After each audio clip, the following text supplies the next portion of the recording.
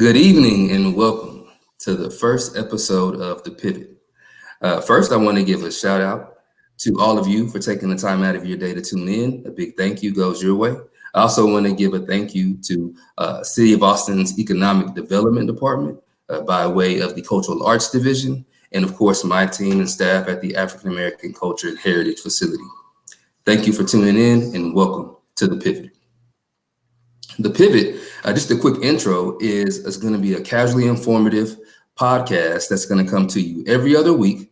And we were going to broadcast at 7 p.m. on Wednesdays, and we're going to cover a wide variety of topics that are going to be important to our community. The idea for The Pivot came about because of the way that we were programming during the pandemic. We understand there's been a huge shift. Many facilities have had to close, but we still wanted to continue to put programming out that was sustainable, that would impact our community. And what you're seeing, The Pivot tonight, is an example of just that. With that being said, I want to say thank you and welcome to our very first guest, Ms. Sharon Mays, the owner and CEO of Baby Greens. Thanks so much for having me. For sure. Sharon, if you don't mind, just tell us a little bit about yourself. Absolutely. So I'm from Austin. I started Baby Greens originally in 2004 after I had a brief stint as a vegetarian. I was really frustrated that there were no fast food options for people who were vegetarians or people who just wanted a healthy alternative. So I kind of, as so many entrepreneurial ideas are born of frustration, I decided that I would start this drive-through salad restaurant. And here we are. Awesome. If you don't mind, let's maybe dig a little bit deeper. I know that you were, working at the IRS you mentioned at the time when you came up with this idea. So if you don't mind, maybe give us a quick rundown about that story and kind of just your day to day and how you actually came about the idea of creating Baby Greens. Absolutely. Most people ask me what made you decide to open a drive-through salad restaurant. I say I stopped working in the music business. So obviously that's how that happened. So I had been working in radio here in Austin, and I ended up leaving the station I worked for, and I was just frustrated. I got tired of being passed over. It was really obvious that they were never really going to give me a chance. And so I didn't have a plan B. Working in the music industry was such a huge leap of faith for me. And I thought I would do it forever. And so once I kind of got to that point where it wasn't working out, I kind of really didn't know what I wanted to do. And so for a brief moment in time, I said, I was so passionate about working in the music industry. And so I thought, well, maybe I could just have a regular 9-to-5 job and find my passion outside of work. So I decided to take a job at the IRS. And anyone who knows me that immediately that no, I couldn't do that. And so I'm a huge believer in timing. And so a lot of the things that would bring me to Baby Greens were directly related to timing. So when I started working at the IRS, it was right after 9/11. And so for anyone who was in Austin around that time would remember that someone mailed anthrax to the Austin IRS office. And of course that was terrible, and it made them change their security immediately. So I started working there after that. And so they had a lot of security in place. So it took about 10 minutes to get in and out of the building just to go through all of the security checkpoints. So that really meant I couldn't leave for lunch. So here I am, this newfound vegetarian, realizing that, boy, I don't think this is going to work out for me. And so I'm very much a person who believes if I got myself into a situation, then I can get myself out of a situation. So we're going through training while I'm working at the IRS. I should say, no disrespect to the IRS. It just wasn't a good fit for me. For everyone else who works at the IRS, thank you for serving our country. But when we went through training, we're sitting at a desk and a teacher is standing in front of an overhead projector explaining the tax code. And so for me, who is not a person who can sit still, who is not a person who could be in this situation, it was very similar to that Charlie Brown teacher where it was like, wah, wah, wah, wah. So For I'm sure. falling asleep. And it's terrible because the teacher, this woman named Rosemary, who I'll never forget, she was so nice. She was a vegetarian and was trying really hard to, shepherd me through my journey as a vegetarian. And here I am falling asleep on her every day. It was so awful. I felt so bad and rude. So I just thought, okay, I'm going to get myself out of here. And the thing I would do to keep myself awake was I would write down business ideas. So it looked like I was taking notes. I'm very furiously writing along and I'm really just trying to craft my escape plan. And so here I am in this class and I'm trying to stay awake. And so one day at lunch, and I'm on campus for lunch because it's too much of a hassle to leave. And they have this really sad salad bar, like the old school iceberg lettuce, ham and cheese cubes, and just weird pickled vegetables. And I'm standing in line and I just was so annoyed because I just wanted a salad. And so when I got back to my desk, I wrote down on a piece of paper, drive-through salad restaurant. And at the time, it seemed incredibly far-fetched. It seemed like such a crazy idea. But it was also an idea that, it wouldn't let go of me. Like it was always on my mind. And it really became a thing that just as an exercise to keep myself centered. And, I was starting to get really depressed in this situation because I was really trapped there. I didn't have a way out. So I would just write down, I even sketched out a picture of the restaurant and I wrote out what the recipes would be. And very ironically, my very first location on South First Street looked so much like that building. And it really is kind of that testament of manifestation. So I'm just literally dreaming this restaurant into life. So unfortunately, it didn't happen immediately. I ended up still, I made it through training. I started working at the IRS and, on some level, I'm just like, okay, well, this is where I'm going to be. I know what I'm going to do. Wendy's had launched their salads in Austin. And so I felt very much like, well, there goes that idea. How am I supposed to take on a chain like Wendy's? And then it immediately blew up in their face. If anyone remembers that time, the big thing was that Wendy's salads had more fat and calories than their hamburgers. And so I thought, okay, well, maybe I still have a chance. And so time went by and I'm, working and I was, to be honest, I was not happy there. So, when you're kind of in an unhappy situation, you create markers to say that when this happens, I only have this much time left. So Right. every day at my dinner break, I still am eating, on campus because it's still a high security situation. And so I would always take my dinner break at the same time as this other guy that worked up there. And he would always get 2 dinners.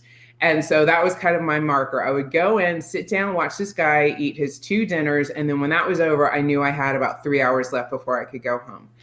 And so, and it was also just, I like to people watch. It was also just the way he had such a specific way that he ate these 2 meals. And so I just watched him every time I'm, sitting there contemplating life. And so one day he comes in and he has a Wendy's salad. And I am blown away because number one, this guy is committed to, and the 2 meals that he has, like it's a burger and fries and a I remember this completely, club sandwich with fries and an enormous Coke. So healthy lifestyle is not at the top of this guy's priority. No. So when I see this salad, I think, oh my gosh, what? And so then the very next day when he comes in, he had gotten another Wendy's salad. And that to me was the moment. I literally just like got up and I remember walking so fast back to my desk and just thinking, I got to get the hell out of here. That to me was the sign that it was time to get serious about this because, I love the idea of a drive-through salad restaurant, but I thought, well, maybe only I want to go to that, or maybe someone who is another vegetarian or someone who just wants to be healthy, but I need everybody to want to go to this. And so to see this man who was a hardcore fast food eater go through the effort of leaving the building twice with like there's no significant other nagging him to be like, you need to get a salad, or he on his own chose it, and twice. And there's not even a Wendy's close to the IRS campus. So it wasn't just around the corner. This guy was really committed to it. And so I remember going back to my desk and just sitting down and saying, I have to come up with a plan. I have got out of here. It's time to go right now.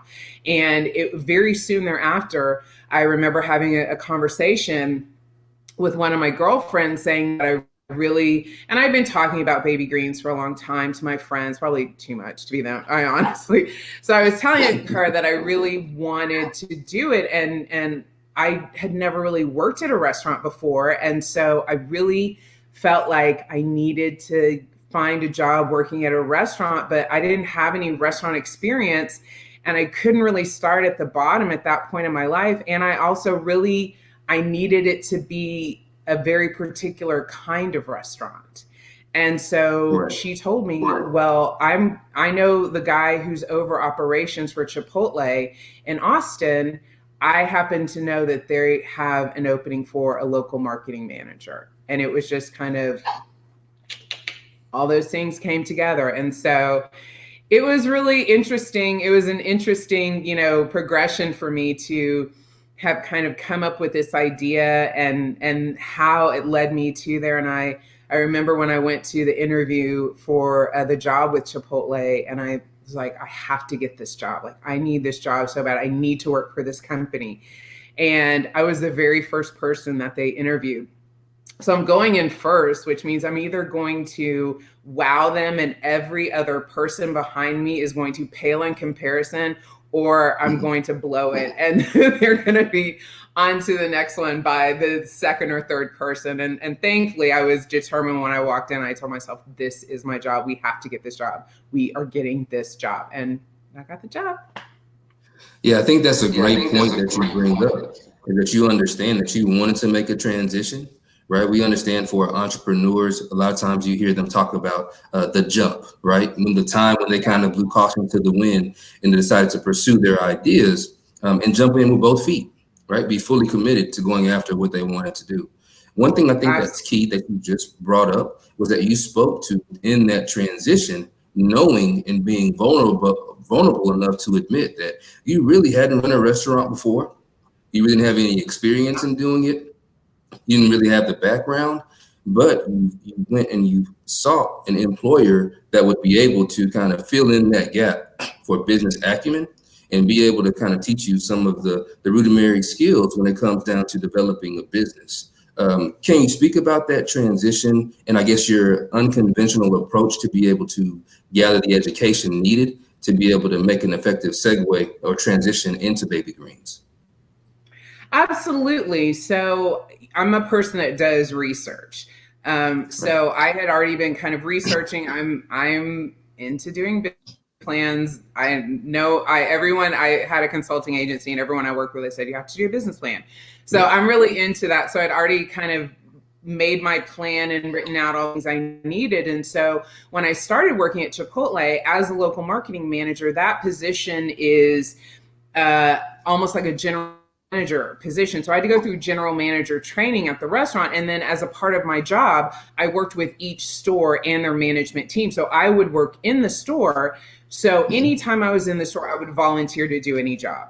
I would wash dishes. I would chop. I can make the best, Chipotle guacamole. I know that recipe is tattooed on my brain. But I would also just ask people questions and say, well, why do you do it like this? Well, explain this to me. And so in learning, because in the end, trying to fill in that gap, I decided, if I don't have time to go to a culinary program or go back to school to learn restaurant management, what is learning? Learning is reading and studying and practicing. And I can do all of those things on my own. I'm here in this opportunity, so I'm going to do all of those things. So I read the training manual front to back. I asked a million questions. why do we cook it like this? Well, what does it happen like this? I would volunteer to do any job. They let me make burritos one time and I was horrible at it, and then they never let me make it again, which is very ironic. But I would do anything, and I would also just learn and observe. And in the end, it was really hard because I loved working for Chipotle. They were such an amazing company to work for. Their marketing, it was like my dream job. And they really loved me, and it was all coming together. And I told myself when I took that job, no matter what happens, I will only stay here for 1 year. And I knew that it was going to be hard to leave because the culture was so great and it was so much of what I wanted to do, but I really felt like I had to give Baby Greens a chance. So in that time, because I had kind of set a timeline for myself, I just learned everything I could. I volunteered for any job in the restaurant. I would do it. I would clean anything. I would cut anything. I would, bring stuff to anyone. I would just do anything so I could learn it and just understand it and see how they were running the restaurants, understand why they did things the way they did with not just their marketing, but also with their employees, and really understand what it means to be an employer. Because now I feel like when you start a business and you have employees, you start out as an entrepreneur. I started out as an Right. entrepreneur, but what I am right now is an employer.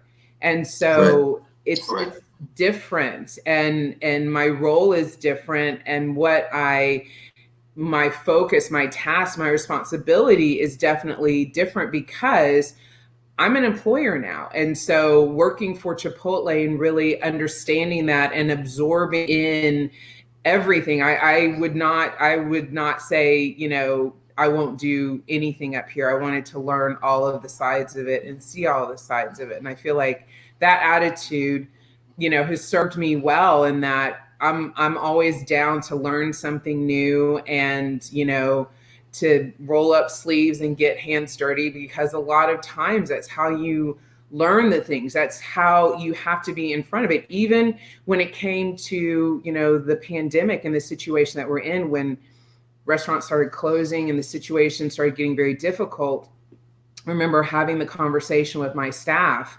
It was very terrifying in the beginning because we had no idea what was going on. It seemed very bleak. Cities shut down. Everyone and my employees are just looking at me with these giant eyes of just terror, because no one knows what's going on. And I said to staff, we're going to stay open.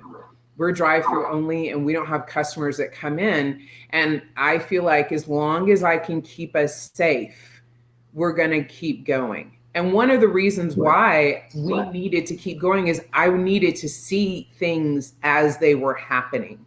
I wanted to see it right in front of my face, because that's the best way for me to learn. I need to be out there and just dealing with it. What's coming at me, good or bad, I have to see it so I can understand what's happening and make a plan. So I feel like that attitude that I had in the beginning, just to be like, I'm willing to do whatever I want to learn. This is the best way to learn, is just, I'll do it, And so I think that's something that has stayed with me, because in the end, you learn along the way. I'm a person who is a lifelong learner.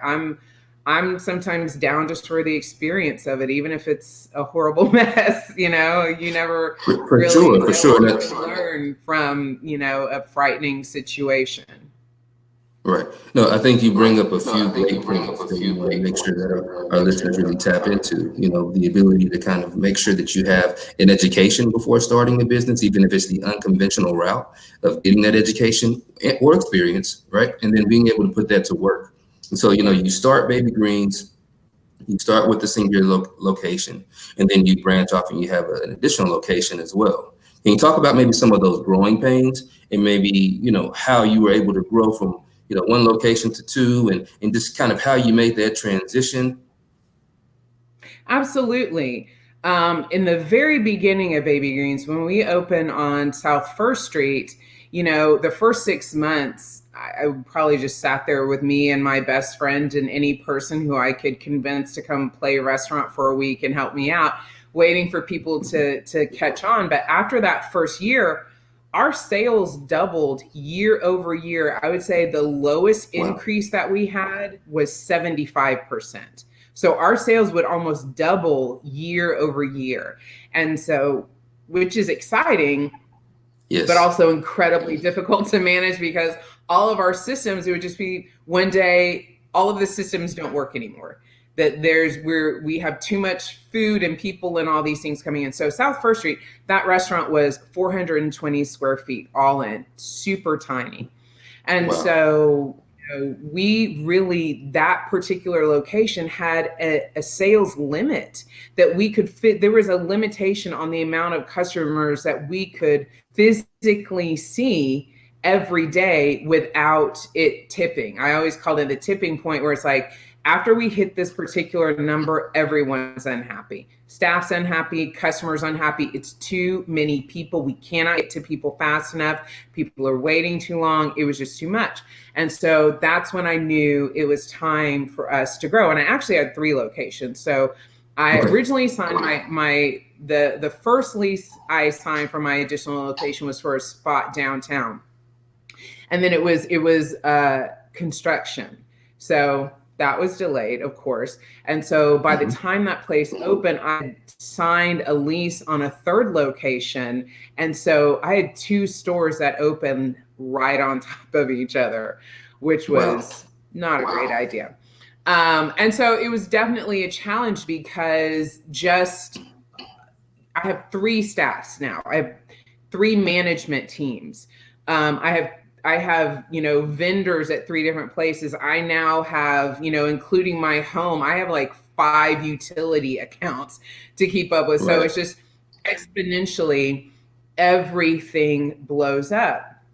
And we also it was just the demand of growing and all of these things. So I feel like, the growth was extreme at times, but it also made me be a person who has to be very flexible on the fly, and just to say, that's not working anymore. If something's not working anymore, we can't make it work. We just throw it away and start something new. We can't be bound to what was if it does not work anymore. When it's clear that a particular system is not working, we've tried to make it work, it doesn't work, you just got to let it go and move on, because it is what it is. And so even in the end, when I ended up ultimately closing all 3 locations, and on some level, it was a part of that as well. I created Baby Greens to be a franchise, to grow, and we were growing, and the demand was so huge. I couldn't get to it. I had not set the infrastructure in my company to handle that level of demand. I was getting unsolicited emails from people saying, "Oh, I heard about your brand. I'm in Southern California. I would like to buy 15 locations. Can we talk on the phone about this?"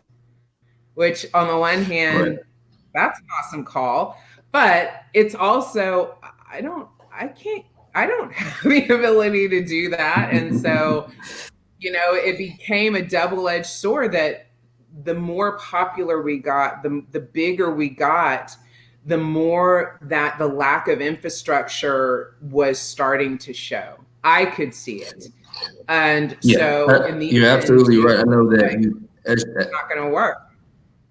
Right. As you're growing, every entrepreneur says to themselves, I want to see my business, especially if it's any kind of a service business that, directly interfaces with the customer. They want to have as many locations as possible, and they want to be able to expand. Right. But as you just pointed out, as you do expand, if those systems aren't in place to be able to properly scale, it can become a whirlwind, right? And you're just kind of hanging on every single day. So I think it's important to highlight just talking about how you were feeling, and and how you decided to say, "Hey, I think we need to close, and I need to step away from this for a minute." Absolutely. In the end, the conversation that I had to have with myself was that even though I wanted this to work out, it's like when you're starting a business, there's so many conversations about if you fail, Right. save this, 'cause you might fail. There's all this talk about what to do if you fail, and it's not that you shouldn't have that conversation and be prepared for that, but the conversation that doesn't happen often enough is, what if it works? Like, Right. what if it works? Like, what if it really blows up? Are you Yeah. ready for that? And that can be almost as devastating as no people showing up. Too many people showing up and you're not prepared is just as bad, sometimes worse than if no one showed up. And so in the end, what I had to realize was that I did not set my company up for success, and that if I moved out into this expansion plan, it was going to consume me alive. I was sleeping maybe 4 or 5 hours a night. I mean, I worked around the clock. So I am just working myself to death, just trying to keep up with everything, trying to stay in front of everything. And I mean, I remember telling one of my girlfriends, I feel like I should just get up earlier. And she said, how you get up at 5 in the morning? Like, Right. so when does the sleep happen? She's like, you're talking about waking up at 4 o'clock in the morning when you have worked till midnight. She's like, you can't do that. That's crazy. And in the end, that's when I thought, it doesn't work. And so I knew I believed in baby greens. I knew we had the ability to grow and thrive, but I also knew that I had to stop it to fix it. Right. There was no fixing it while it was in motion. And so I think that when you are an entrepreneur, when you have a business, you have to be able to be honest with yourself about what is happening and the decisions that you're making. As the founder and CEO of my company, ultimately, it is my responsibility to do what is in the best interest of this company. And a lot of times, that means a tough decision has to be made that maybe doesn't make sense to my employees or to my customers, but as someone who sees all of the moving pieces, that's what my job is to do what's in the best interest of the company. And so I feel like when you have situations where unexpected things are happening, be that situation that I was in with baby greens, or even the situation that we find ourselves in right now with the Right. pandemic and everything happening, you have to be willing to be honest with yourself about what is happening, what you can do, and what's the right thing to do for the company. I mean, I think that's why you see that heartbreakingly so many businesses close, because that was the right thing to do for the company. And so I think Yes. that that's a part of it. When you are the owner, the founder, when you're at the top, that's what your job is to do, is to make the tough decisions. Yeah, I know you speak a lot about timing, and I think, you speaking about how you started the business, but then you took the time when you were in it to see that, it really wasn't working the way that even you planned. And you felt, you being the person who's creating the culture for the company, and ultimately your stewardship to your own brand, right? You understand that it is up to you to make sure that it's in the best light at all times. So for you to be able to say, hey, I think we need to take a break and pause and close, I think is a good step, and it's monumental. I think it's something that a lot of entrepreneurs need to hear. They need to know that they can, it is okay to be able to say, okay, we need to kind of regroup and reattack if possible, right? So I think, you making that transition to go from, the IRS, seeing a problem, creating a solution, and then making an attempt to, kind of fill that gap or that void, and then saying, hey, well, maybe I didn't get off on the right foot with this, and then to be able to bring it down and shut it down is needed by a lot of entrepreneurs. Before I worked in the cultural arts division, I was in the small business development program. And that was one thing that we would always say, that if you came to an orientation class and you decided to start a business, that's a great move. If you came to an orientation class and you decided not to start a business, that is also a great move. That's also true. There is no, it's not a right or wrong. It's about being able to set your business up to be able to be successful and doing the right things to make sure that it gets off on the right foot and is truly in alignment with the vision that you see for the company. So that's great. I love the way that you brought those points up. But then you take a break, right? And then you decide to start Baby Greens up again. So Yes. let's maybe talk about that, where you can kind of just talk about maybe the resurgence and the rebirth of Baby Greens. Absolutely, because again, it's another instance of timing, So I ran for city council actually at the beginning of the whole 10-1 redistricting, and unsuccessful. That's all right. So, the thing about running for office is that I was, again, so passionate about that, and really, to block walk 10 miles a day and knock on doors and just really connect with the community. When I came out on the other end of it, I definitely felt like I made a shift, and I couldn't go back to being a person who wasn't doing something that I was all in on. I mean, I just felt like after doing that, my next move had to be something that I really connected with. And so at that time in my life, I was working in real estate, but I also just happened to have the luxury, a little bit of being able to take some time to answer the question of what's next. And so I didn't know what I was going to do. And so I decided I was just going to walk towards the things that made me happy and put my time and energy into the things that filled me back up. And so right before the opportunity to reopen Baby Greens came, I had just had the conversation with myself about maybe it's time to let this go. When I closed it, I said that I would reopen it. And there was this one customer who I always would bump into this woman, and she was just like, when are you going to reopen? You said you're going to reopen. And, I just, there was always someone kind of, bring it back, and so right.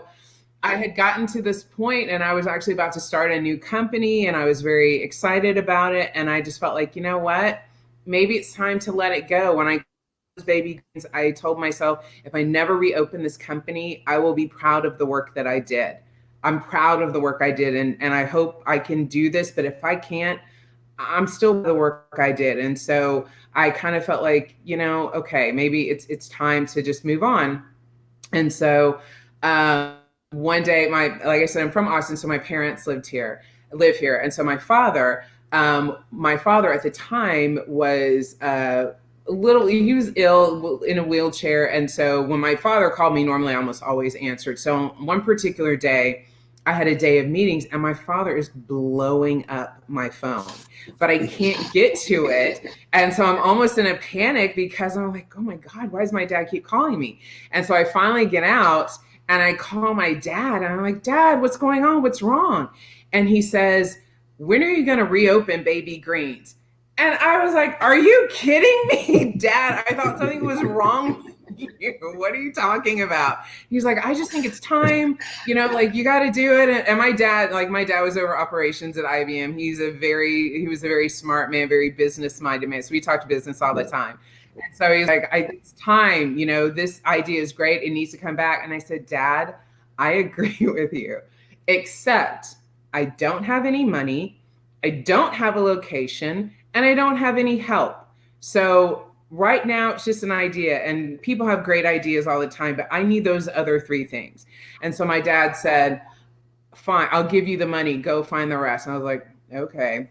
And just like, okay, Dad, yeah, I'm on it. And then go on. And so on one particular day, I'm meeting up with one of my girlfriends for lunch, and I get a text message from my friend Steve Simmons, who he and his wife, Amy, own Amy's Ice Cream. And so right as I'm about to walk in, Steve sends me a text message and says, hey, Amy and I just bought this property on Anderson Lane. Amy thinks it would be a great place for Baby Greens. You should go check it out. Yeah. And I was like, did my dad call you? Like, what? I mean, this is probably... Talk about the stars aligning, right? Like, this has Sharon Mays written all over it. And so I happened to be having lunch on the other end of Anderson Lane. And so after I have lunch, I drive by the spot and I took a look at it and I just thought, oh God, I think I think I'm supposed to do this, you know? And so when Steve and I were talking about the situation and, you know, why I'd closed and what my, you know, hesitation was, and I told him, I said, you know, when I first opened Baby Greens, I was on my own. I didn't even know anyone in the restaurant industry. That's the other part. Right. I had no friends in the restaurant industry, so I had no one to ask for help. And I told him, like, I can't do that again. That's really, really hard. And so I remember he said, Sharon, whatever you decide to do, I support you. But if you're saying no because you don't have any help, Amy and I are here to help you. Just know that part about it. And so it was like in that moment, all three of the things that I said I didn't have had sought me out. And so I felt like I said at the beginning of this, I didn't know where I was going to go. And I was just going to walk towards the things that made me happy and that filled me up. And here I am back at Baby Greens, all on its own. I didn't try for this. I didn't ask for Right. this other than to say, this is what I need. And so I just felt like this is it. This is the time. Awesome. And So, so so I'm real the quick, I lease. know that you've kind of restarted Baby Greens. I know that you've learned from the first go round with Baby Greens. So let's maybe talk about one, how you shifted the culture, but then also, if you don't mind, expand into talking about some of the courses, specifically those that the city of Austin helped you bridge the gap that you were able to connect with and connect to help with that resurgence and rebirth of Baby Greens. Absolutely.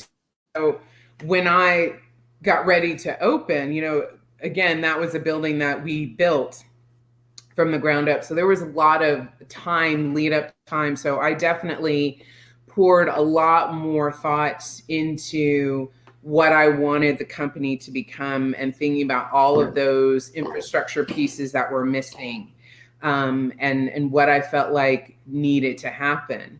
And I felt like I was a different person coming into it. I had a different mindset coming into it.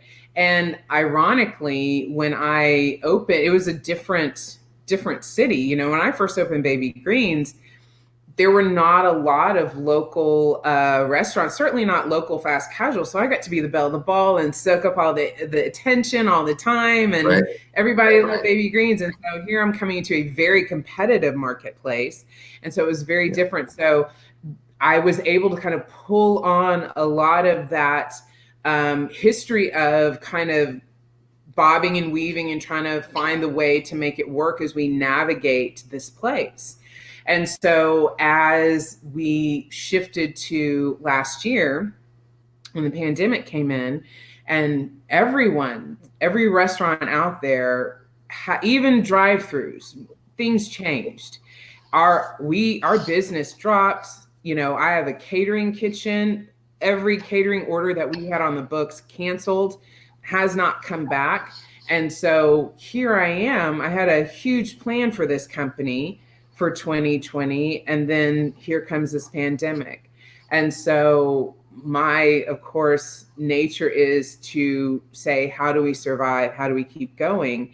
And I had probably 2 years ago came home from work one day. I was very frustrated because we're having a hard time hiring employees, because at the time 2 years ago it was a very competitive market, and so it was very hard to find employees, and I'm just For sure. trying to find a way to make my business work. So I had come up with a new way for our business to move forward, and it wasn't right, again, timing at that point, and it was in one of my idea books. And so as I'm trying to figure out how to negotiate and navigate the pandemic and all of the things that came with that, I realized that it's the time for this new idea.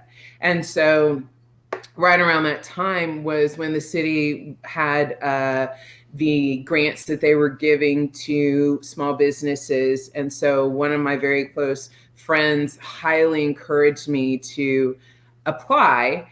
And we were very fortunate to have received the funding. And the main thing it allowed was for us to hold on long enough to get ready to pivot the business, because my catering kitchen, we didn't get a PPP loan. We didn't get any loans. We didn't get Right. anything at all. Thankfully, because I have my restaurant, my employee that I had working with me over the catering kitchen, I moved him over to the restaurant full time. But then that meant that I had to do the work there. And so it was, in many ways, I felt like I was back in that old place where I'm working around the clock again and just trying to make this happen. And so getting that funding really helped us just hold on long enough to be able to make it to where we are now and get ready to roll out this pivot, this adjustment. So again, our good friend timing shows up. Right. But having those resources, I was, the restaurant, I was able to get a PPP loan for that, and we had business coming in, even though it was really slow. We got an uptick in June, and we had so many of our customers wrap around us, show us support, show up and buy from us. But the catering kitchen, it's catering. And so it's really hard for an individual to replace group orders. That's not being, so that location was just hanging out there. And unfortunately, those two businesses are interrelated. So it was really getting frightening to say, if the catering business goes under, then I don't know what's going to happen at the restaurant. So it was great timing to get that money to be able to bring my employee back, to at least help some. We're able to hire people over at the restaurant to fill in for him so I could pull him back, which just even being able to have one of my employees over there to help me, to help with the workload, just to give me time to think, and plan and Sure. come up with what we're going to do. I think in the end, that was one of the best things that grant help was. It helped buy us time, so that we could hold on long enough to make it to the other side and say, we're going to make it. I just renewed my lease at the catering kitchen. So it's definitely, it saved us in many ways, No, thank you so much. I think, a big part of this program that we want to make sure that our community, specifically communities of color, they know about these services, these programs, and know that they have just as good of a chance at obtaining, the awards of some of these programs. So thank you for participating. Thank you for also advocating on behalf of economic development and the work that we try to do on a day-to-day. Absolutely. I mean, Yes. I'm so lucky, because I will say, honestly, I was being so stubborn about it. I said, I'm not going to submit. I'm not going to get, Right. I put out applications for all of these things. No one, I was at the end of my rope. And thankfully, my good friend Carmela, she was that, pain in the butt that she needed to be for me in that moment, to say, I'm not going to let you not do this, and, Right. and sometimes that's like what a friend needs to say. Like, I think this is a mistake. You Right. need to do this. And she kept on until I said, fine, I'll do it. And I'm so thankful that because, like you said, a lot of times I felt that way. I was like, no one's going to help us. That was the message that I had received up until that moment. And so there's a part of it that's, I thought, okay, I'm going to try one more time, and it's just going to be one more letdown. Prior to that moment, I always been a person who had been like, well, they have to pick someone. Why not me? It might be me. And so that's, the pandemic had pulled that out of me. I had lost that part of me that felt like it might be me. I had gotten to be like, it's not going to be me. No. So thankfully, I was very thankful for that program, and I've always been a fan of EDD and what's going on in there. And so I think, and a lot of it is that just making sure that people know that you do have a chance. There is support out there for you. And a lot of times, it wasn't like, this is enough money for us to do all these huge things. It was enough, like I said, to help us hold on until we could That's important. figure it out. That's what we needed. I needed just like a bridge, if you will. That's what it was. Yes. It just helped us bridge between where we were to make it long enough to get to where we needed to be to come out on the other side and have a chance to be successful. No doubt, I agree. All those are great points. We always encourage folks to don't be afraid to participate. You never know. Any great coach will tell you, specifically a basketball coach, that you can never make a shot that you didn't shoot, right? If you don't even, you have to try, right? So, well, I do want to put out there a couple of fun questions. I know that we kind of been talking about, your timeline of kind of your, baby greens, how it was created, when you decided to kind of cool things off and shut it down for a while, and also how you decided to kind of have a rebirth or a resurgence. But just from your opinion, what would you say are your favorite menu items on your menu right now? Everyone always asks me if the Sharon salad is my favorite salad, but I'm allergic to avocado. So it's my favorite salad on the menu is absolutely the Asian. Don't tell the others that, but that one's my favorite. Okay. One thing I did also want to bring up is just really, our theme is entrepreneur innovation, and just really speaking to, your smart fridge concept. If you don't mind, kind of maybe just talking about that briefly, just kind of how those, how they work, and just kind of some of the innovation behind it. I think especially during the times that we're in right now, contactless delivery, but still trying to maintain freshness of food items are important. So talk about that if you don't mind. Absolutely. And I love innovation. So the smart fridges that we have, our smart fridge program is called the Green Machine. And these fridges are really amazing. They look just kind of like a single door open fridge. And the way it works is that it has a credit card reader on the front. So a customer swipes their card. All of the merchandise inside has a price tag that actually has a tracking tag in there. So when you swipe your card, the machine takes an inventory of every single thing in that fridge. And so the plus of that is that it allows you can pick things up. It's not like a mini bar at a hotel where if you touch it, you bought it. This is great because it lets people pick it up, look at it, say, oh, maybe this, maybe that. When you close the door, the machine takes inventory again and charges you for everything that's not in the fridge. So that allows people to really look at everything and make a decision.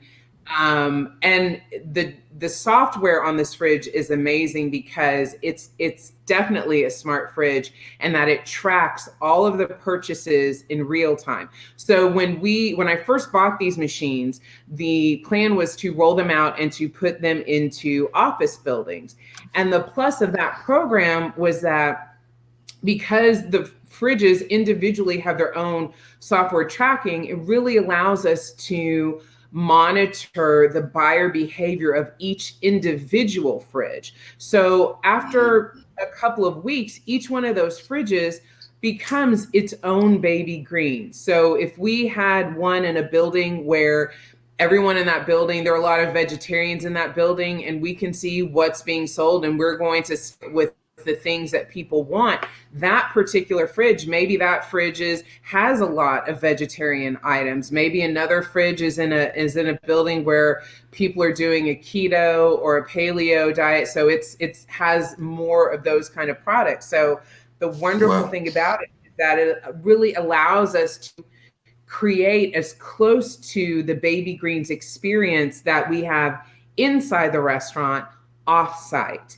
And it also is in a time like now.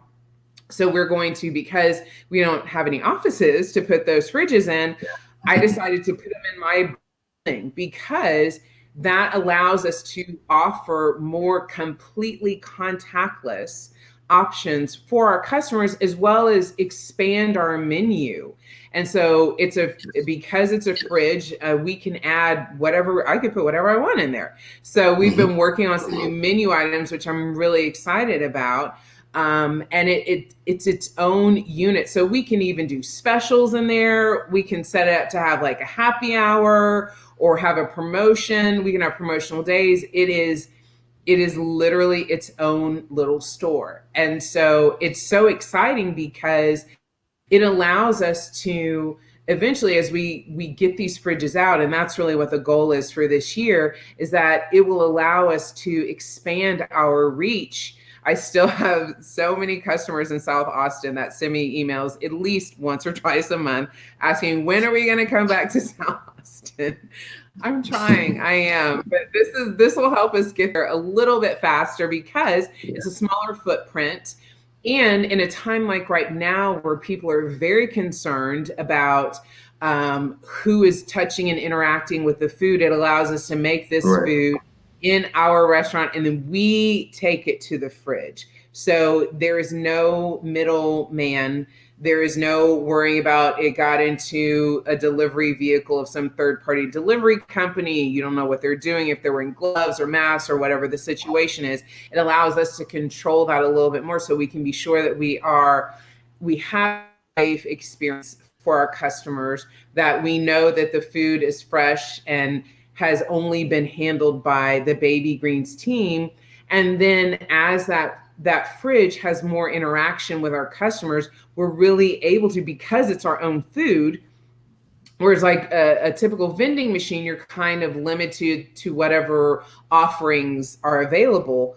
We're only limited by our own creativity. And the idea of that, I love it. I brought a kitchen manager onto the team who actually happened to work for me the first time around at Baby Greens. So it was really exciting to be able to bring someone onto my team who worked with me about 15 years ago back on South First Street. And so she and I have been talking about ideas, and it's so exciting to think about being able to delight our customers in a new way, to give them new and delicious menu items, but also so that they know this is safe.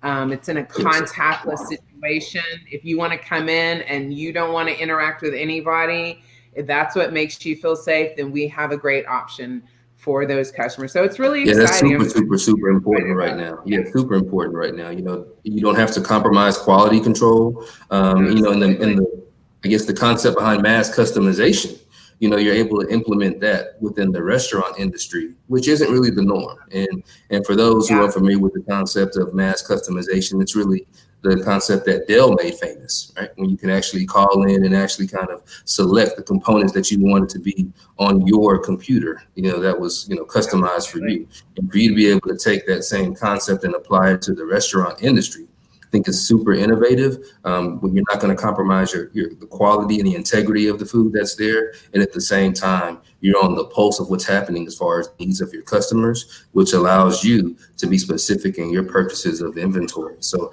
it, you know, as someone who can talk business all day, there's so many different ways and directions that you can go with the smart fridge. But I love what you're doing, and thank you for you know, putting that out there and being able to talk about it. Absolutely. For sure. I want to say thank you for even joining us this evening. It's been talking to you, and I know that our listeners have tons and tons of comments that we're going to be responding to throughout the week. If you don't mind, tell our customers how they can get in touch with you, how they can come by and visit Baby Greens, and how they can maybe follow what you're doing and your continued innovation in the restaurant industry. Absolutely. So our restaurant is located on Anderson Lane at 1508 West Anderson Lane. You can find us online across the board at EAT Baby Greens. That's our website. It's also our handle on Facebook, Instagram, and Twitter. And I definitely encourage people to follow along with us on social media. Sign up for the newsletter so you can hear in advance when we roll out the green machine, and we're going to have all kinds of fun things planned for that. Last year, I had a campaign that we wanted to roll out called the Summer of Love, and it just didn't seem like it was the right time, but it's going to be the Summer of Love at Baby Greens this summer. So it's going to be awesome. I definitely hope everyone definitely find us, connect with us, because we want to share this with everyone. Awesome. Well, thank you for taking the time once again. It's been a pleasure having you on. The one thing that you'll be able to say that nobody else on the planet will be able to say, that you are our very first guest on the Pivot. Yes. I always love that, because you never know what's going to happen, and I'm down for it. You know, whether it's awesome or terrifying, I'm always in it for the experience. So thanks for having me. I'm really excited and honored to have been the first guest. I can't wait to actually come Awesome. back in 2 weeks and check out who you have coming up next because I love this idea. I love it.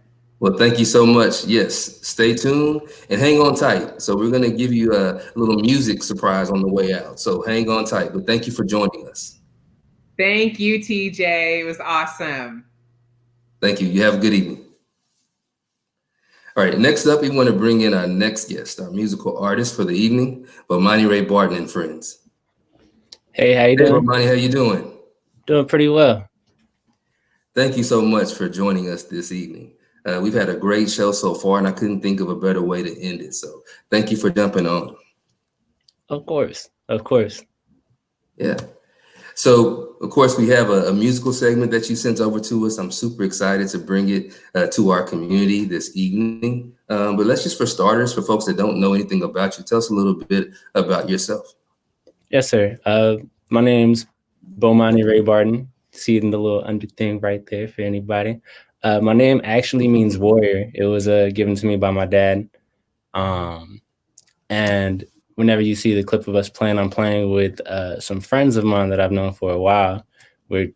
At the moment, we're just going by Bomani and them, or Bomani and friends.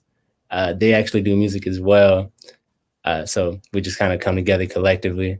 I'm from Austin, Texas. I was born and raised here. Only been out the state a handful of times to visit some family and work on music with my sister in Georgia. Came back to Austin and just been here ever since. Awesome.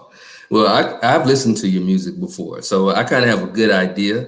But for those who this is their first time even hearing about you, if you don't mind, speak to some of your musical influences, people that you listen to, maybe in your headphones when you're maybe, just in that creative space, or just what you like to just really just kind of take in on a day to day. It's wild. Like right now, I've been listening to like a lot of local Austin acts, especially the ones that I record from my friends like Boo and Reaper, C, Texas T every once in a while, and some cats that I've been put on from the Smokeout and what Jay Soulja's doing and everything. But to say my musical influence, where it began, if you're acquainted with Guitar Hero 3, there was a character who looked very similar to Jimi Hendrix. And my dad came into the room while I was playing. He was like, is that Jimi Hendrix? And I was like, who's Jimi Hendrix? And he was like, let me get you a CD. It blew my mind. He gave me Band of Gypsies. And since then, I fell in love with guitar, dabbled in that, got into Jimi Hendrix.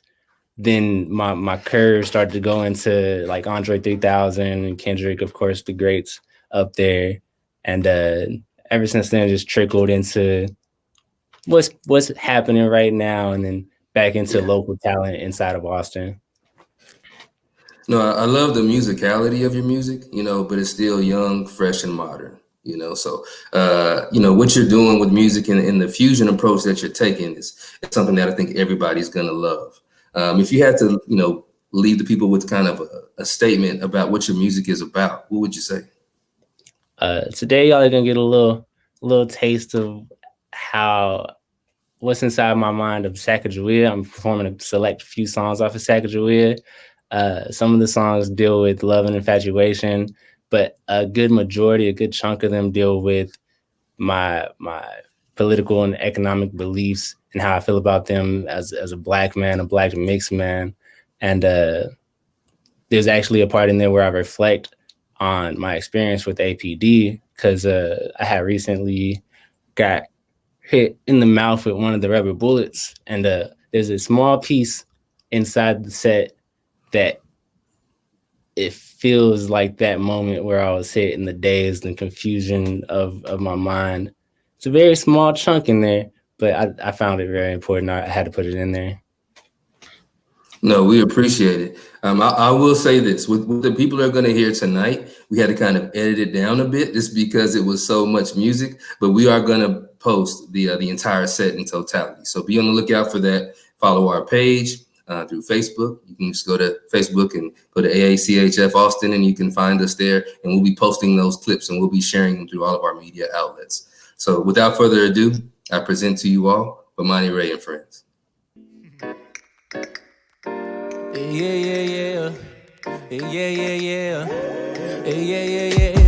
Bottom of the DJ, keep it cool after the coast from the peace day. And I'm gonna make it mine working each day. And I bet I sell it all up in eBay. Get free with the flip. Gotta get a return for this. Skill I possess, no extra assist. Should've never told him it's kid to get rich. Now he's stressed out, dinner. Worry about if all of his sins justify all of his ends. And he ain't even religious, but he pay attention. How they try to convince us, I ain't want to be conditioned. Company winners and you ain't gotta die. Just to go get your piece of pie, but you're gonna feel empty. Devil in the sky. You ain't gotta work for me, but you still gon' work for me. Feeling like I'm working for free. Wanna ask Meek, Rick, Ross, Jay-Z. Did the KKK traded in the closet and bought some suits? All I see is $100,000 sheets. Lately I still wanna believe in peace, but I took a propaganda, red day propaganda, and all it's doing is propping me to buy their property. Look at the coop, look at the cherry, posting IG, and I be G-O-D, not DMT. I read from false prophets. A deity is Z&T, couldn't save me. Put my life on tight ropes until we all got it. Love and power still strong, so they keep on saying you ain't gotta die. We still gonna get our piece of pie, but you're gonna feel empty. Devil in the sky. You ain't gotta work for me, but you still gonna work for me. Yeah. Ooh.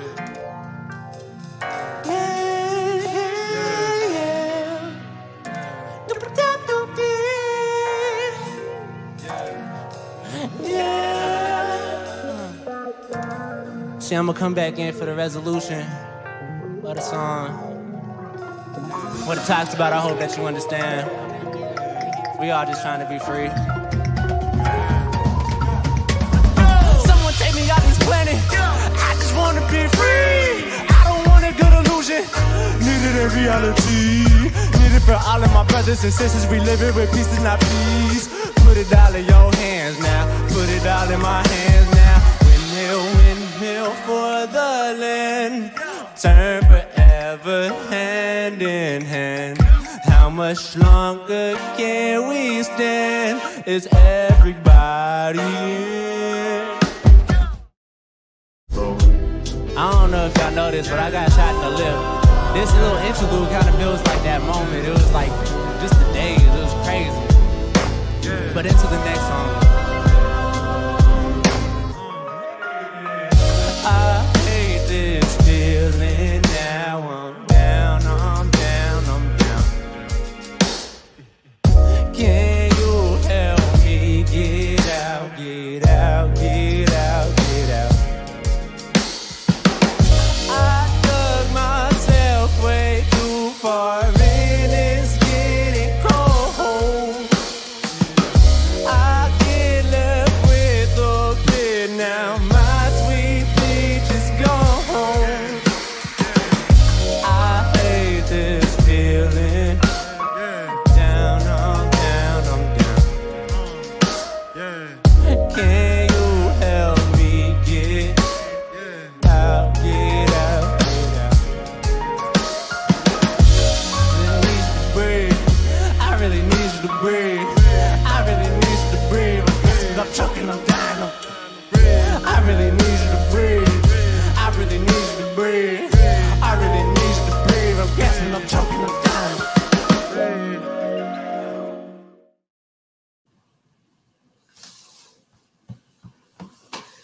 All right. I hope you all enjoyed that musical segment and performance. I want to say thank you again for tuning in, hanging in there with us. Tonight's been awesome. It's been a long time coming, y'all, but we made it. And I just appreciate all the love and the support from the community over the development of this project. I just want to give you guys a heads up that we're going to continue to have episodes of The Pivot that are going to come to you on the first and third Wednesday at 7 p.m. of every single month. So please follow us at AACHF at facebook.com and we will make sure that we keep you in tune and updated on upcoming episodes and our guests and themes for every single episode to come. Also, if you have any recommendations or suggestions, please send them our way. Signing off, and have a great night.